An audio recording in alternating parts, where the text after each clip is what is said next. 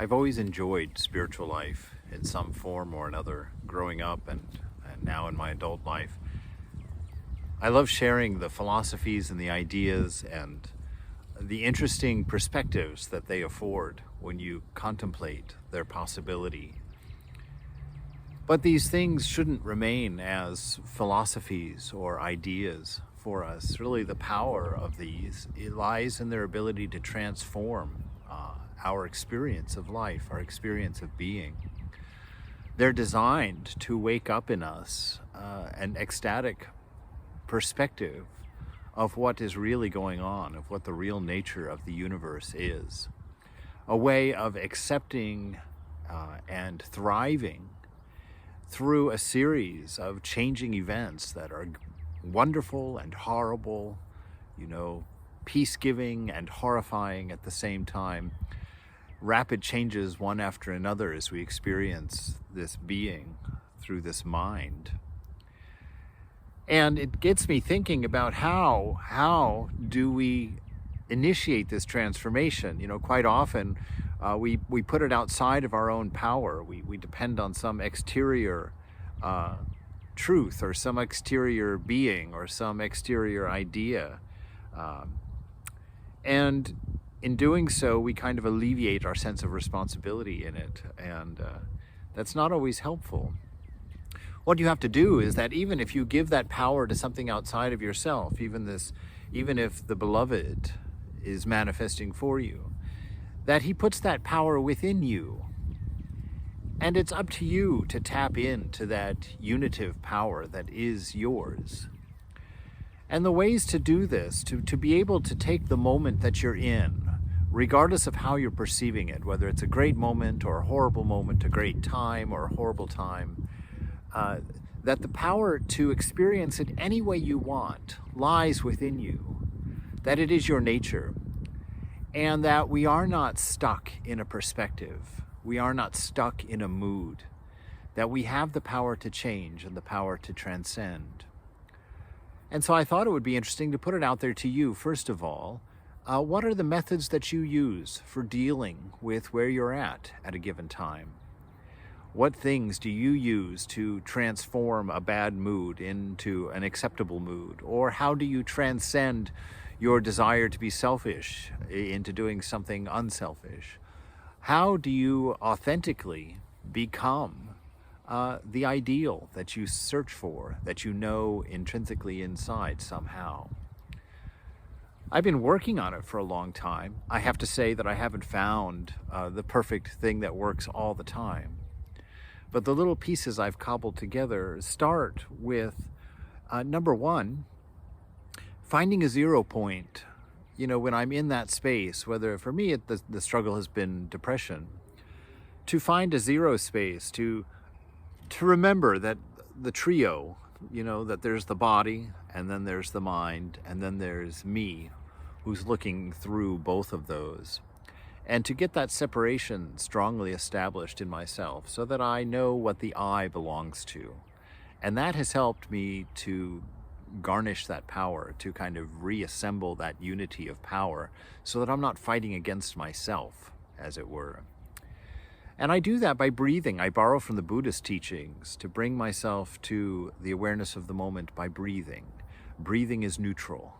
Breathing doesn't have a mood associated with it. It doesn't have a disposition associated with it.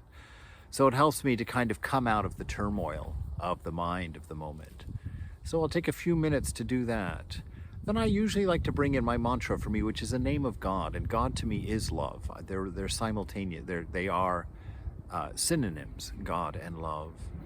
And so I try and set the disposition of the mind into love. Perceiving love, being sensitive toward love, even in the moment. And also the voices of the mind that I use to think, I try and tune them according to love. I make sure that they're not belittling me, or they're not being insulting to me, or they're not being hopeless, that they're not tearing me down, but that they are producing strength by reassurance, by believing in myself, by trusting myself, and to not keep records of wrongs, which is very important to me for being able to get up and try again. You know, after 56 years of life, you've made a lot of mistakes over and over and over again. And at some point you want to lay down and say, that's just the way it is. And you can for a while, but being just the way it is means that the misery stays just the way it is. And so you have to find a way to forgive and to let go and to believe that regardless of the record behind you, that does not identify you, that you're free in this moment, that you're able to move forward in this moment, and to believe that at some moment you're going to see perfection. You're going to see what you've always suspected was real and was true as it manifests itself in you and through you and of you. It won't be foreign to you in any way. And after getting that love kind of established in my mind and checking off all of those checkpoints, to then employ the mind in a different way, not to sit there and ruminate on the mood or the feelings, whether if it's a condition of the body or a condition of the mind, but to think of others, you know, to sit down and think, okay, who can I help right now and how can I help? Can I pick up the phone and encourage a friend or just remind somebody that I'm thinking of them?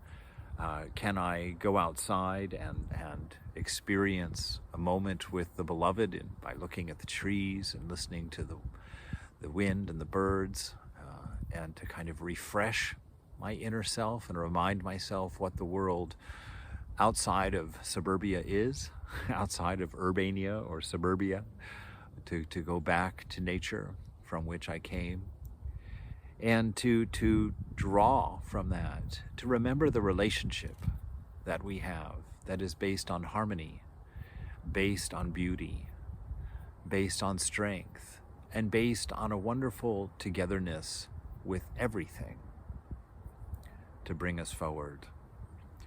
And so through that thinking of others, I think joy is naturally born of that. These random acts of kindness, says the bumper sticker, these are the things that manifest God. That if you don't believe in God, it's because you're not manifesting God. You can't see God. And what is God? God is that love. And as soon as you begin showing love as a priority in your life, you begin receiving love. And love begins to appear around you and become an obvious spectacle, as it were. As you see others respond to you, as you see the joy that is born of unselfishness, as you see the perspective of self change as this love is manifested, and it lifts that burden. It lifts that burden inside, that sense of failure, that sense of mundane, that sense of boredom, that sense of exhaustion, of not being able to get up and go on.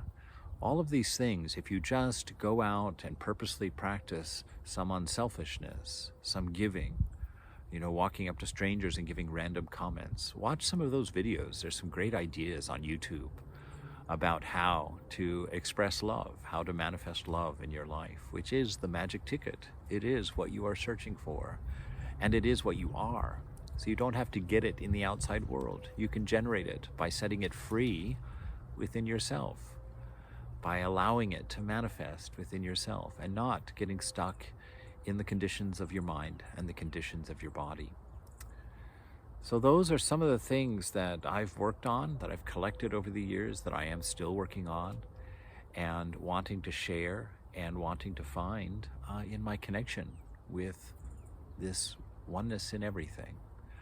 So if you have any ideas, if you have things that work for you that you want to share, please put them in the comments, and we'll go through them, and any ones that are quite striking or that seem to be new ideas, we'll share them in another video. Until then, may you reach your highest ideal.